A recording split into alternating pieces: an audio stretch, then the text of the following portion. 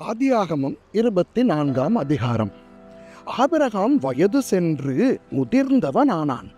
கர்த்தர் ஆபிரகாமை சகல காரியங்களிலும் ஆசீர்வதித்து வந்தார். அப்பொழுது ஆபிரகாம் தன் வீட்டில் உள்ளவர்களில் வயதில் மூத்தவனும் தனக்கு உண்டான எல்லாவற்றிற்கும் அதிகாரியுமாகிய தன் ஊழியக்காரனை நோக்கி, நான் குடியிருக்கிற கானானியருடைய குமாரத்திகளில் நீ என் குமாரனுக்கு பெண் கொள்ளாமல் நீ என் தேசத்துக்கும் என் இனத்தாரிடத்துக்கும் போய் என் குமாரனாகிய ஈசாக்குக்கு பெண் கொள்வேன் என்று வானத்துக்கு தேவனும் பூமிக்கு தேவனுமாகிய கர்த்தர் பேரில் எனக்கு ஆணையிட்டு கொடுக்கும்படிக்கு நீ உன் கையை என் தொடையின் கீழ் வை என்றான். அதற்கு அந்த ஊழியக்காரன், அவ்விடத்து பெண் என் பின்னே இந்த தேசத்துக்கு வர மனதில்லாதிருந்தால் நீர் விட்டு வந்த தேசத்திற்குத்தானே உம்முடைய குமாரனை மறுபடியும் அழைத்து போக வேண்டுமோ என்று கேட்டான். அதற்கு ஆபிரகாம், நீ என் குமாரனை மறுபடியும் அங்கே அழைத்து கொண்டு போகாதபடிக்கு எச்சரிக்கையாயிரு.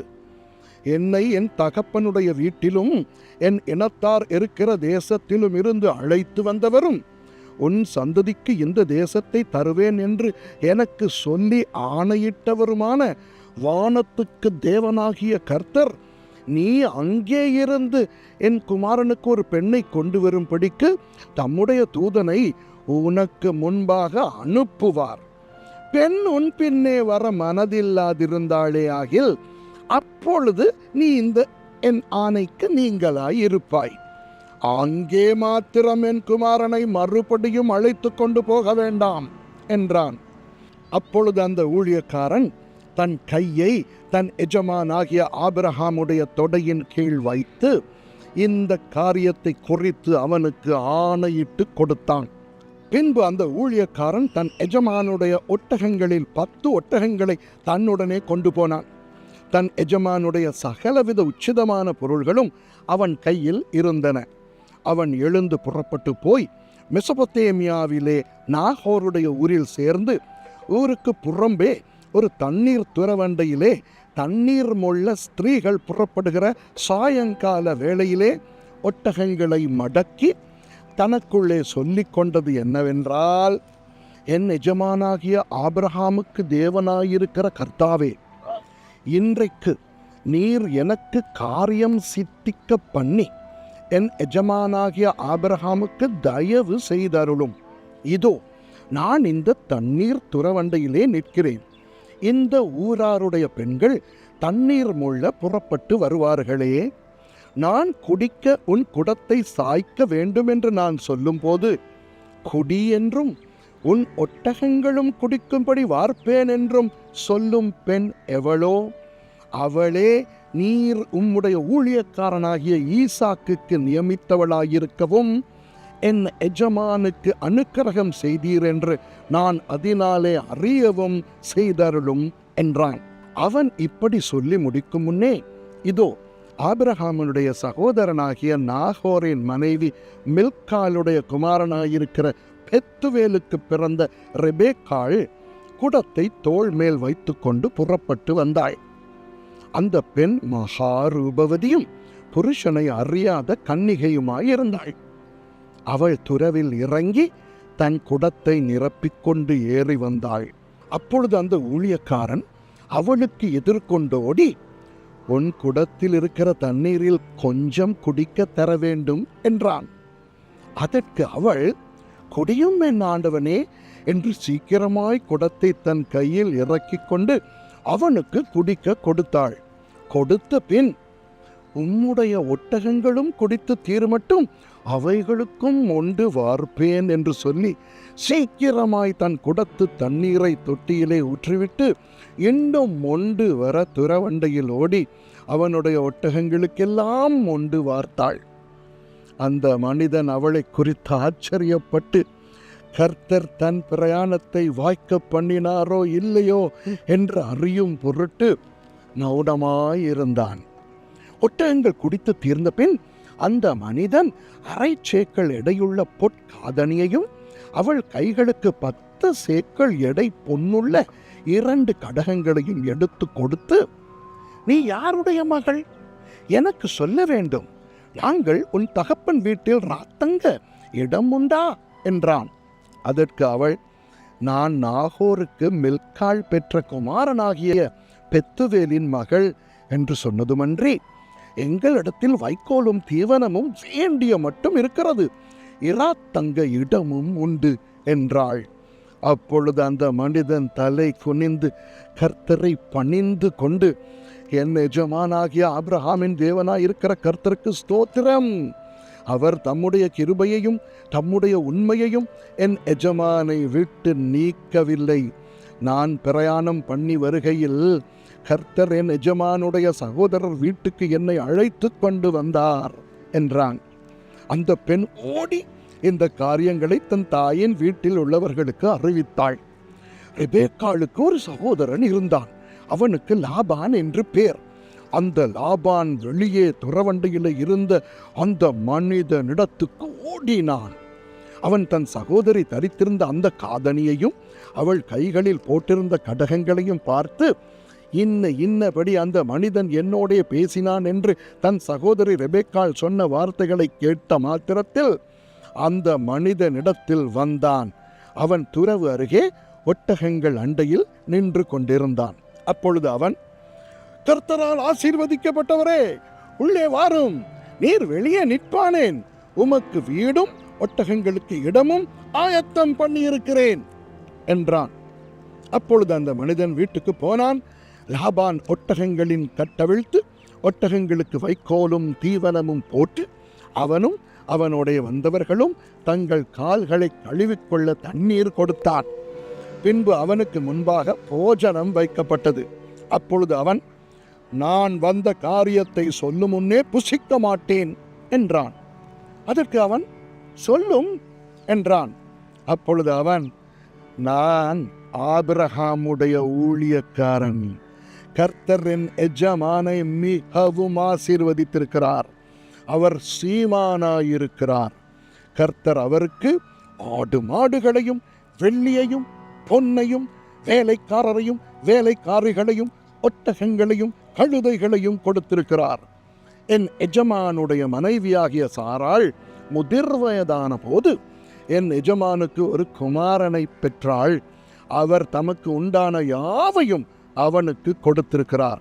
என் எஜமான் என்னை நோக்கி, நான் குடியிருக்கிற கானான் தேசத்தாருடைய குமாரத்திகளில் நீ என் குமாரனுக்கு பெண் கொள்ளாமல் நீ என் தகப்பன் வீட்டுக்கும் என் இனத்தாரிடத்துக்கும் போய் என் குமாரனுக்கு பெண் கொள்ள வேண்டும் என்று ஆணையிட்டு கொடுக்கும்படி சொன்னார். அப்பொழுது நான் என் எஜமானை நோக்கி, ஒருவேளை அந்த பெண் என் பெண்ணே வராதே போனாலோ என்று கேட்டதற்கு அவர், நான் வழிபடும் கர்த்தர் உன்னோடே தம்முடைய தூதனை அனுப்பி உன் பிரயாணத்தை வாய்க்க பண்ணுவார். என் இனத்தாரிடத்திலும் என் தகப்பன் வீட்டிலும் நீ என் குமாரனுக்கு பெண் கொள்வாய்.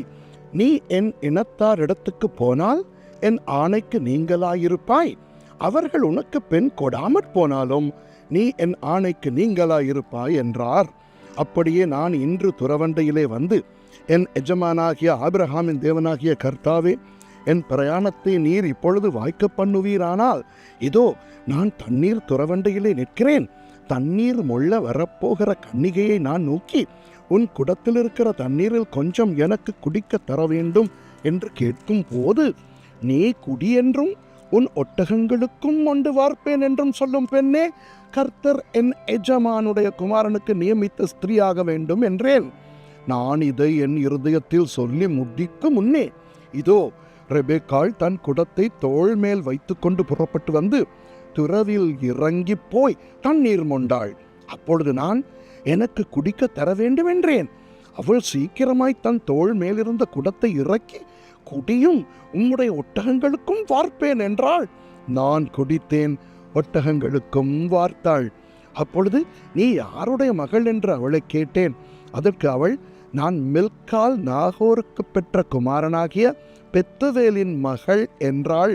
அப்பொழுது அவளுக்கு காதணியையும் அவள் கைகளிலே கடகங்களையும் போட்டு தலை குனிந்து கர்த்தரை பணிந்து கொண்டு, நான் என் எஜமானுடைய சகோதரன் குமாரத்தியை அவர் குமாரனுக்கு கொள்ள என்னை நேர்வழியாய் நடத்தி வந்த என் எஜமானாகிய ஆபிரகாமின் தேவனாயிருக்கிற கர்த்தரை ஸ்தோத்தரித்தேன்.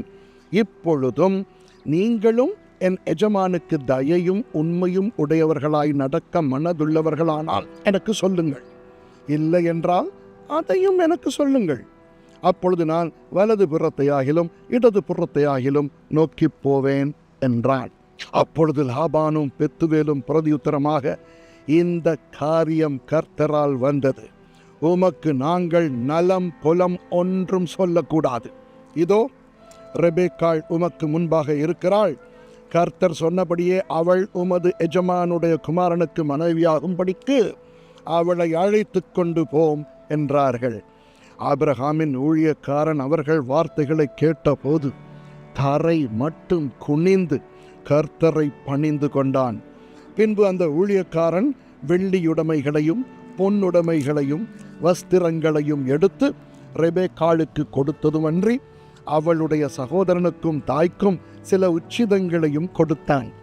பின்பு அவனும் அவனோடிருந்த மனிதரும் புசித்து குடித்து ராத்தங்கினார்கள். காலையிலே எழுந்திருந்து அவன், என் எஜமானிடத்துக்கு என்னை அனுப்பிவிடுங்கள் என்றான். அப்பொழுது அவள் சகோதரனும் அவள் தாயும், 10 நாளாகிலும் பெண் எங்களோடு இருக்கட்டும், பிற்பாடு போகலாம் என்றார்கள். அதற்கு அவன், கர்த்தரின் பிரயாணத்தை வாய்க்க பண்ணியிருக்க நீங்கள் எனக்கு தடை செய்யாதிருங்கள். நான் என் எஜமானிடத்துக்கு போக என்னை அனுப்பிவிட வேண்டும் என்றான். அப்பொழுது அவர்கள், பெண்ணை அழைத்து அவள் வாய்ப்பிறப்பை கேட்போம் என்று சொல்லி ரெபெக்காளை அழைத்து, நீ இந்த மனிதனோடே கூட போகிறாயா என்று கேட்டார்கள். அவள் போகிறேன் என்றாள். அப்படி அவர்கள் தங்கள் சகோதரியாகிய ரெபெக்காளையும் அவள் தாதியையும் ஆபிரகாமின் ஊழியக்காரனையும் அவன் மனிதரையும் அனுப்புவித்து ரெபெக்காளை வாழ்த்தி, எங்கள் சகோதரியே, நீ கோடா கோடியாய் பெருகுவாயாக, உன் சந்ததியார் தங்கள் பகைஞருடைய வாசல்களை சுதந்திரித்துக் கொள்வார்களாக என்று ஆசீர்வதித்தார்கள். அப்பொழுது ரெபெக்காளும் அவள் வேலைக்காரிகளும் எழுந்து ஒட்டகங்கள் மேல் ஏறி அந்த மனிதனோடே கூட போனார்கள். ஊழியக்காரன் ரெபெக்காளை அழைத்து கொண்டு போனான். ஈசாக்கு தென் தேசத்திலே குடியிருந்தான். அப்பொழுது அவன் லகாய் ரோயி என்னப்பட்ட துறவின் வழியாய் புறப்பட்டு வந்தான். ஈசாக்கு சாயங்கால வேளையிலே தியானம் பண்ண வெளியிலே போயிருந்து தன் கண்களை ஏறெடுத்து பார்த்தபோது ஒட்டகங்கள் வர கண்டான். ரெபெக்காளும் தன் கண்களை ஏறெடுத்து ஈசாக்கை கண்டபோது ஊழியக்காரனை நோக்கி, அங்கே வெளியிலே நமக்கு எதிராக நடந்து வருகிற அந்த மனிதன் யார் என்று கேட்டாள். அவர்தான் என் எஜமான் என்று ஊழியக்காரன் சொன்னான். அப்பொழுது அவள் ஒட்டகத்தை விட்டிறங்கி எக்காடிட்டு கொண்டாள். ஊழியக்காரன் தான் செய்த சகல காரியங்களையும் ஈசாக்குக்கு விவரித்து சொன்னான். அப்பொழுது ஈசாக்கு ரெபெக்காளை தன் தாய் சாராளுடைய கூடாரத்துக்கு அழைத்து கொண்டு போய் அவளை தனக்கு மனைவியாக்கி கொண்டு அவளை நேசித்தான். ஈசாக்கு தன் தாய்க்காக கொண்டிருந்த துக்கம் நீங்கி ஆறுதல் அடைந்தான். ஆமென்.